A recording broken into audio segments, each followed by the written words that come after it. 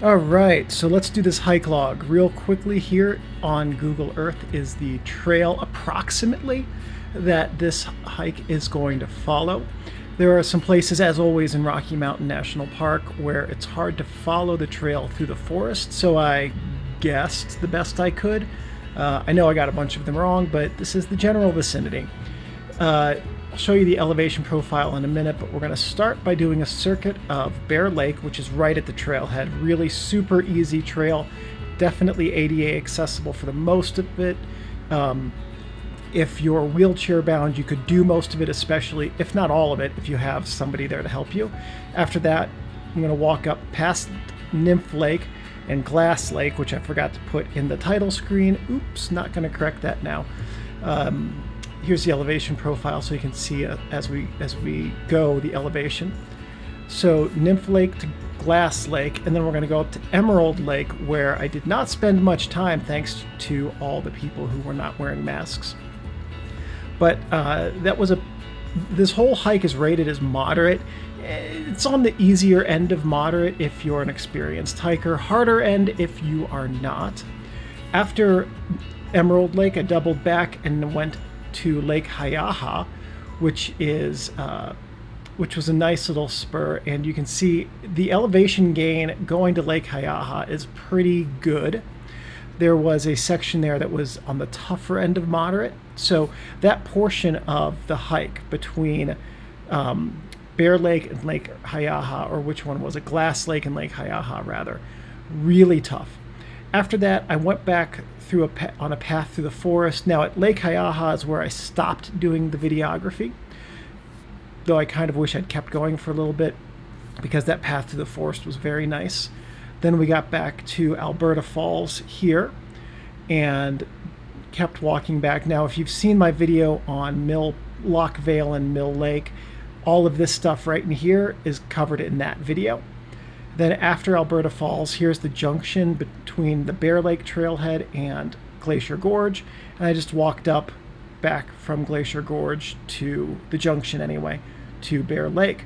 Now the whole thing, I think that it shows, the path here showed that it was about 6.9 miles. According to Map My Walk, it was 8.72. I did mill about a bit, doubled back a few times to recapture some photos, walked around and stuff.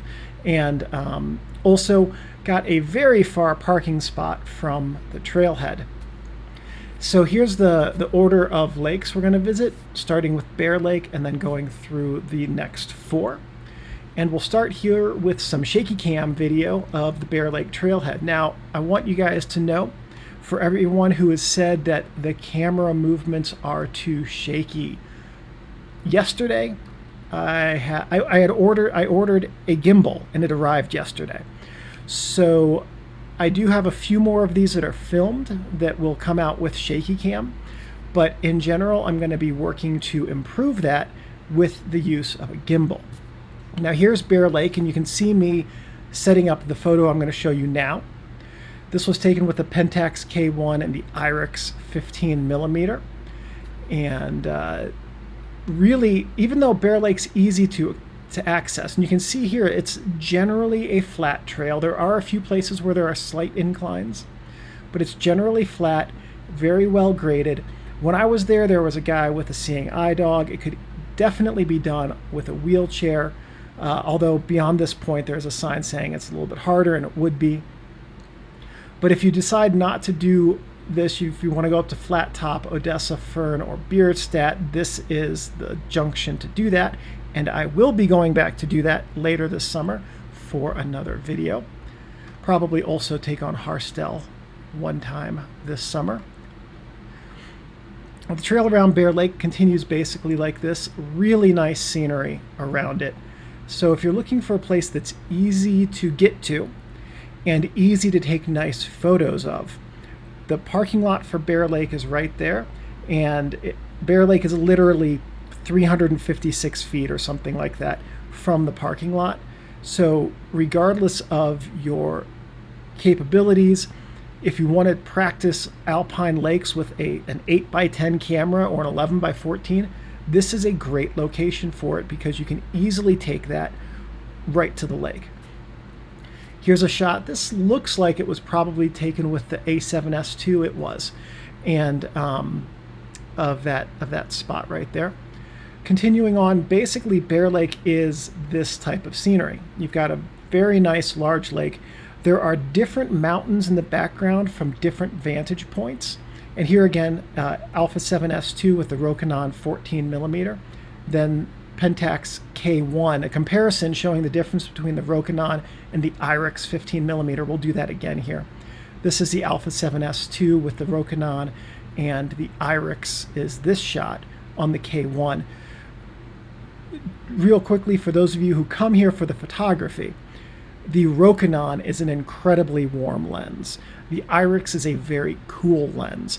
The color profiles on them are entirely different.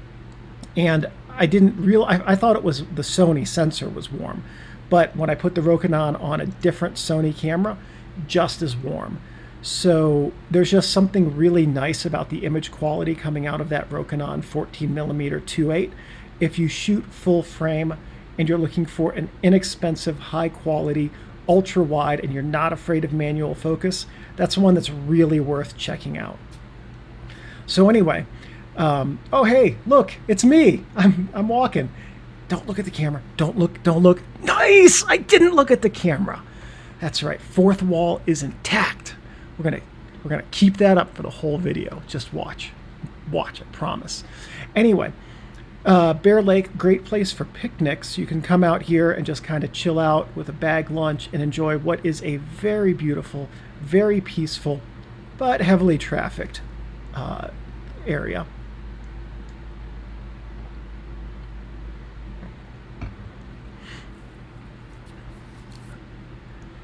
Bear Lake itself is in this conifer forest, which you can see here. I can't recall seeing many aspens around Bear Lake. I think you have to go, there's one. There's a handful. But I think you have to go a little bit further up in elevation before the aspens really start taking over. And I know that this is a 35-minute video, and we are now 8 minutes into it, and we're still at Bear Lake. Once we wrap up Bear Lake, then we will pretty quickly get through the rest of the lakes. Here again, Sony Alpha 7S with the Rokinon. That lens gets a lot of use on this hike, which is great because in a subsequent hike, it was on a tripod in a windstorm and did a face plant into a rock field. Somehow magically, the gigantic blob of glass on the front of that lens was undamaged when it hit those rocks. So at any rate, here's another, I'm going to show you setting up a shot with the Pentax K1 and the Irex and kind of just speeding it up a little bit here. You can see in just a second how strong the winds were this day when the strap for my Alpha 7S comes into the left side of the frame here. So I'm setting up the Irex, and one of the nice things about having a lens that's got a wide front like that is that you don't really need to stabilize it. I use the lens cap from the Irex underneath the front of the lens to give me a good angle for this shot. Well, this is me taking a shot of the next shot being taken, and this is that shot. That's the photo that I was taking when I set that whole thing up. So this is pretty much typical Bear Lake. It's actually one of the least flattering angles because there's no dramatic mountains in the background. But that said, awesome place to grab a picnic. Now, after Bear Lake, we're going to head on to Nymph Lake, then Dream, Emerald, and Haiyaha. And that path to the left is what I came up for the end of my hike. This is where the trail starts to get moderate. And so the camera gets really shaky here because I was focused on not tripping on the rocks and should have been focused a little bit more on not having a shaky camera. Over here on the left, you're going to see a tree fall over in just a minute. Not exactly sure when, but randomly as I was walking past, a tree fell over.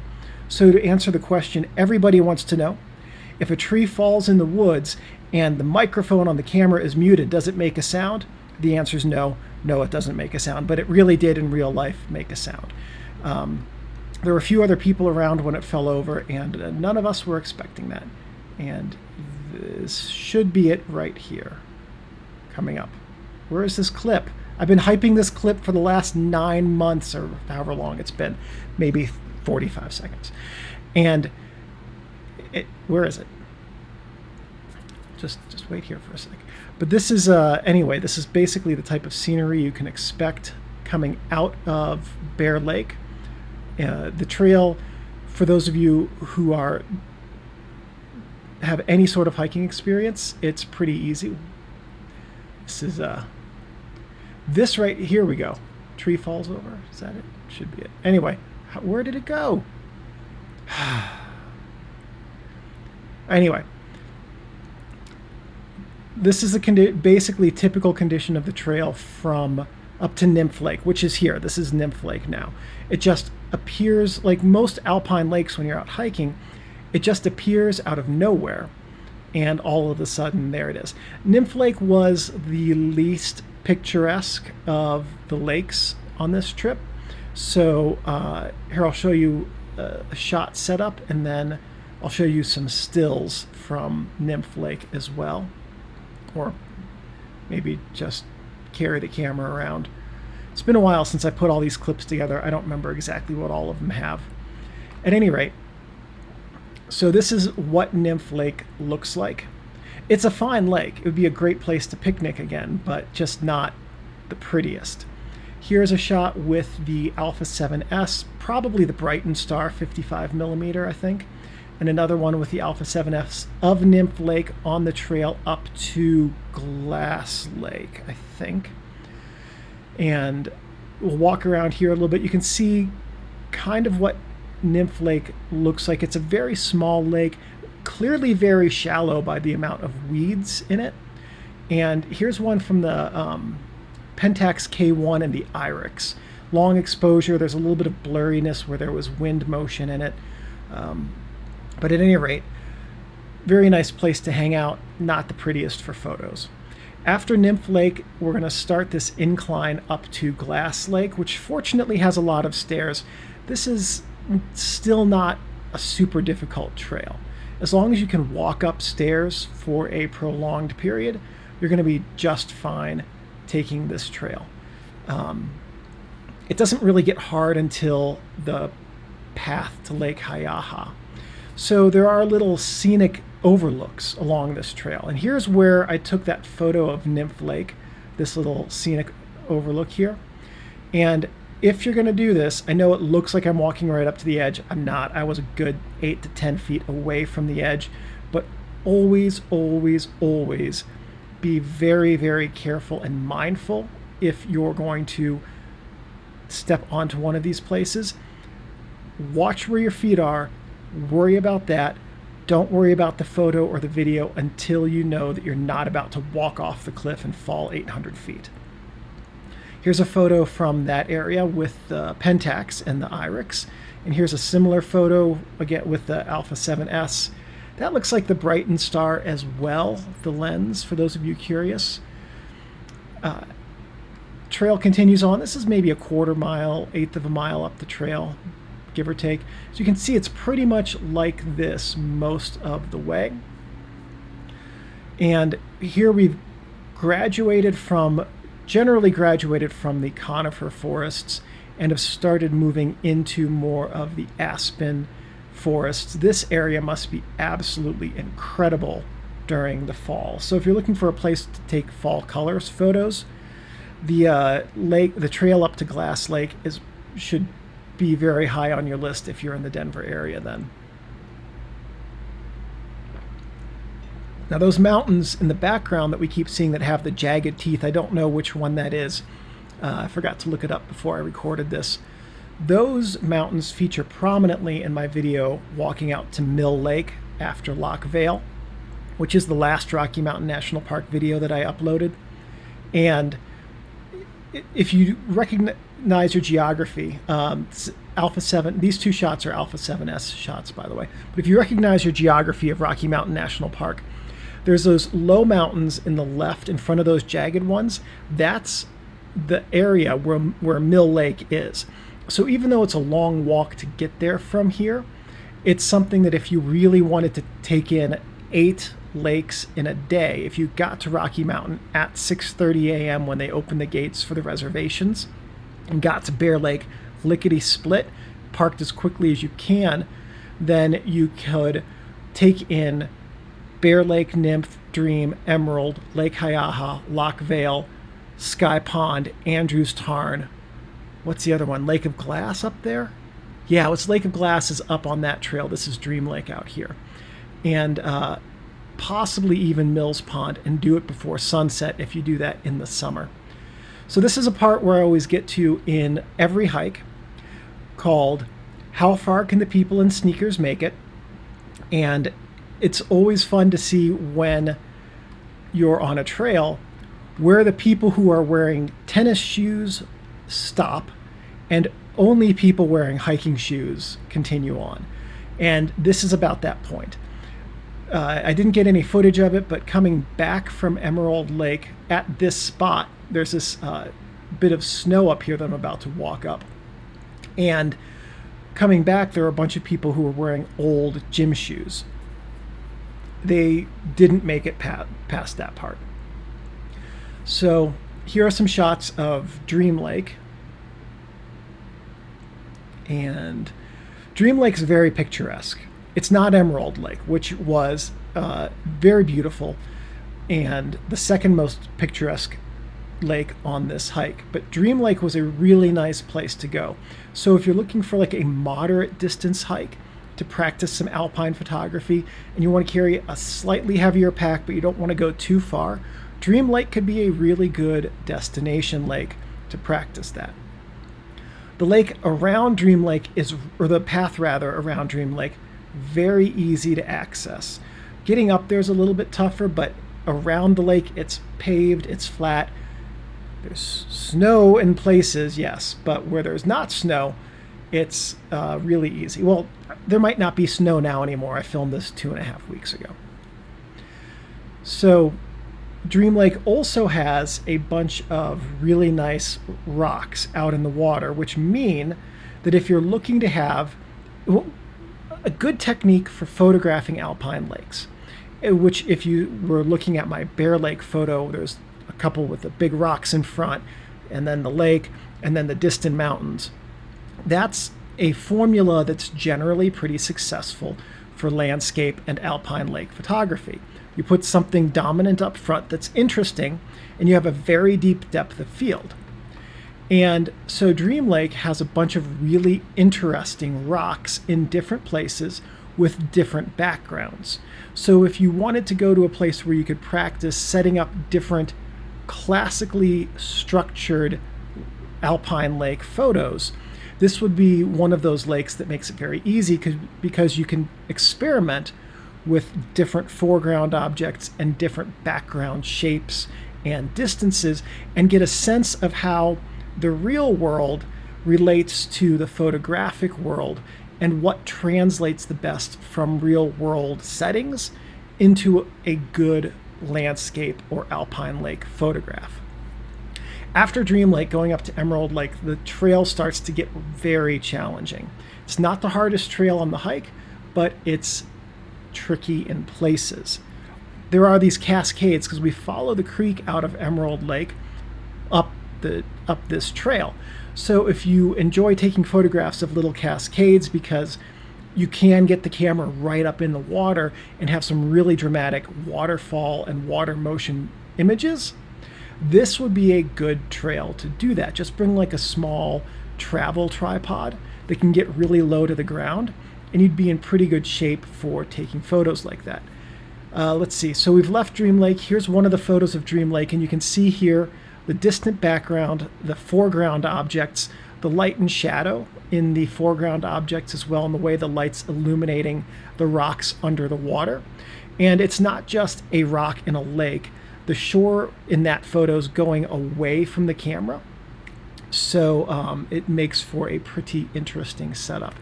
Now that might have been Emerald Lake actually. Anyway, here we're at Emerald Lake, and I did not spend much time here because all of the people were not wearing masks, and I filmed this at a time when coronavirus was starting its second spike here in Colorado. And the vast majority of people at that lake had Texas accents after Texas had already started its spike. So, you know, fortunately, it's been more than 2 weeks since I recorded this, and I'm not losing sleep over all of these people not having masks anymore. But at any rate, it was a nerve-wracking 2 weeks after this hike, because it was hard to stay away from some of these people. It was shocking to me on this hike, given a little bit of context here with the time when I recorded it, not just how many people weren't wearing masks, but how many people, seeing me pull my mask up over my nose and mouth, would not only not put on a mask or didn't have one, but then would walk over to my side of the trail, crossing the trail to walk right next to me. I wish I could say that didn't happen many times. It did happen. Oh goodness, many times. So when there's snow on these trails, this is what you get to deal with. And the trail up to Lake Haiyaha, this is the hardest part of the trail, going up these switchbacks with the elevation gain. And fortunately, right, it's just snow. Gonna have to climb over a little bit of snow here, maybe put my hand down for balance. Yep, definitely have to do that, because I do not want to fall down there. But fortunately, there are no trees that have fallen into the path, because if some trees fell in the path, that would make this really hard to traverse, and I'm not sure I'd be able to do that. So we'll make some pretty good time up this trail, which is just steep and rocky and narrow. The fall off of it isn't too far, fortunately, but at the same time, not, you know, this is where the trail starts to get difficult. And oh, look at that. Somebody lost their hat or vest or whatever, and here's a tree. Two trees down on the trail. All right, well, since I'm going to have to go through this, I guess you guys are going to get to go through this with me. This looks a lot bigger than the opening actually was, because I'm using a 14mm lens here, but it was really small, and having a backpack on didn't make it easier. There we go. It's going to bend a lot. I am not really that bendy, I won't lie. I definitely felt that the next day. So we'll come up here to the end of the first switchback and keep on heading up the trail. This portion of the trail going uphill was tough. It's got a lot of obstacles in the ground. You can see the roots and the rocks and things like that, but the elevation gain here was, I felt it. Generally speaking, I've lived here in Colorado for 18 months, give or take now. Yeah, 18 months now. I'm pretty good at elevations up to about 10.5. At 10,000 feet, I can really start feeling the air getting thin. And then again at 13,000 feet, really start to feel it. This incline goes past 10,000 feet, up to 11, I think. And when that air starts, there's something about that elevation that when the air gets that thin, it's just very noticeable. And then of course you come to places like this where literally the trail is on the side of a semi-steep cliff and it's very narrow. So got to wait here and take some photos of, or video of this view while some people walked behind me who were passing on the trail. I mean, the views in Rocky Mountain are absolutely stunning. This right here is the heritage that all people from any country who can get here can experience. And it is magnificent.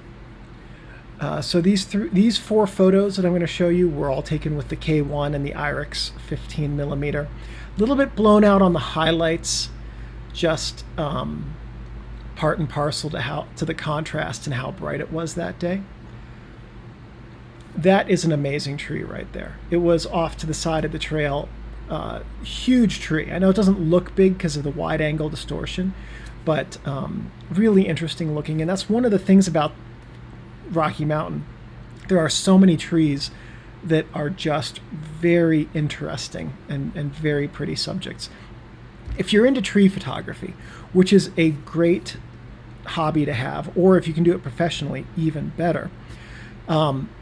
Tree photography, my take on it is that if you treat a tree like a person and you treat the photo of it like a portrait, you can really pull out a lot of interesting character in the tree and really flatter it as a subject very nicely. So we're coming back up here toward Lake Haiyaha, and we're almost there. And this is where the trail started to get a little bit snowy. Snow was well packed. It wasn't post-holing or anything like that, so that was good. I didn't have to kick my way through it. It was easy to cross.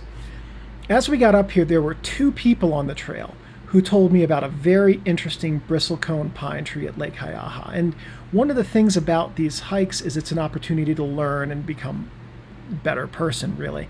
The second person who told me, when they said, oh yeah, there's this really interesting tree, I said, oh yeah, I've heard about it. Other people have told me on the trail. What I should have done is shared their excitement about it and pretended that I hadn't heard and said, oh yeah, do you have any good suggestions about how to photograph it, and so on and so forth. But I didn't. I goofed up there. I would do that differently again if I had to. So these stills were taken on the Alpha 7 IIs with, it looks like the Brighton Star might have been the Yashica 45. This last one was taken with, this one right now was taken with the Pentax K1 and the Iris. This is a little tarn, an unnamed tarn along the trail on the way to Lake Haiyaha. This is not Lake Haiyaha itself. But as I said at Dream Lake, foreground objects with a distant background make for a very interesting photo when you're out doing landscapes, especially alpine lakes. So it was a good place to stop and take pictures. And as we have here a bridge, very narrow bridge. Let's see if we can go over it without falling. And as is customary with bridges like this, when there's no one around, you know what's going to happen next? I'm going to set my camera down rather. I'm going to videotape me going out and taking a picture, and then I'm going to show you that picture. So, oh, okay. That was a different angle than normal.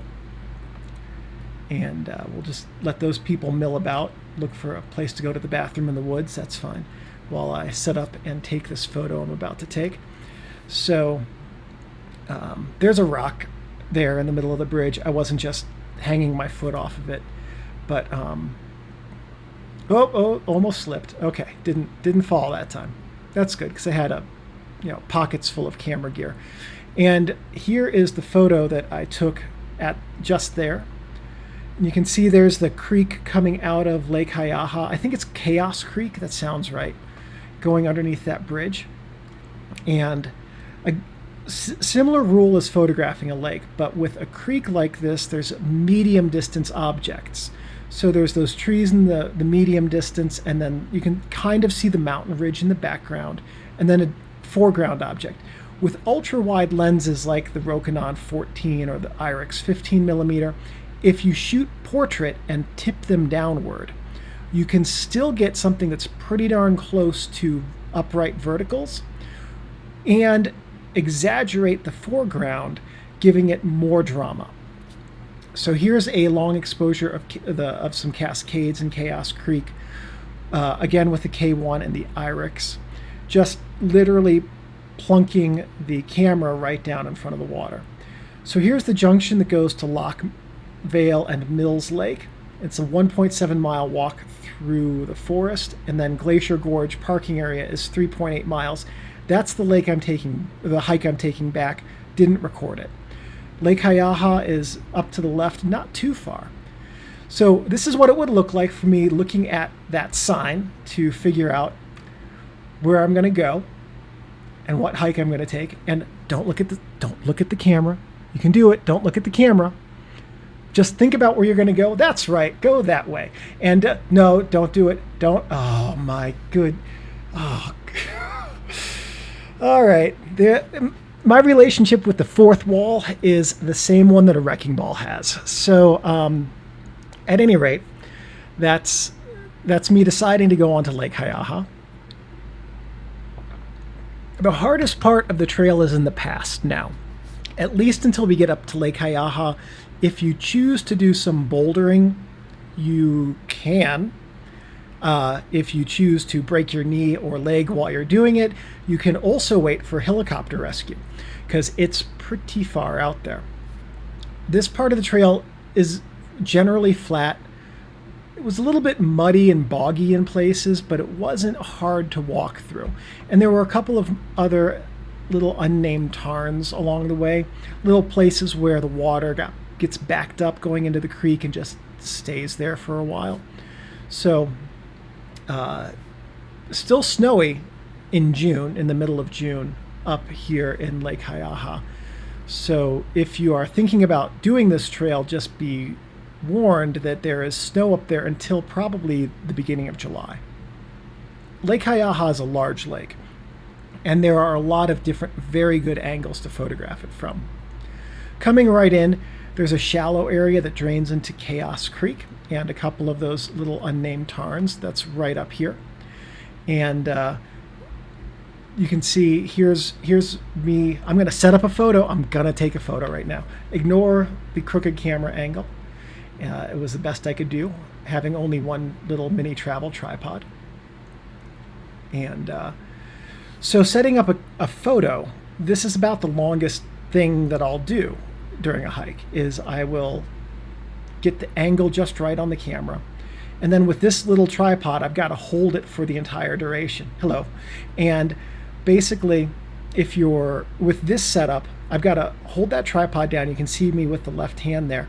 And in this photo I'm about to show you in 30 seconds, it was, oh, and if you are the director of action movies, by the way, check this out.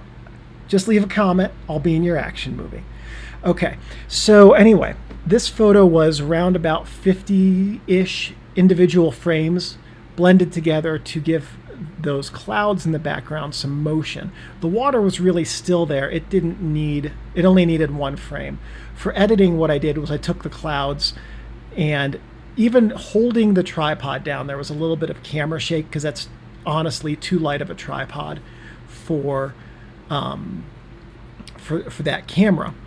So what I did was I blended everything together, and then I took one of the stills and dropped it on top of the blended photo. And this is the technique I've done for most of these long exposure photos with cloud trails on this hike. And then mask out the clouds and delete those from the photo that I dropped in, and then just keep the foreground. And also mask out the lake if the lake is looking nice in the long exposure photo.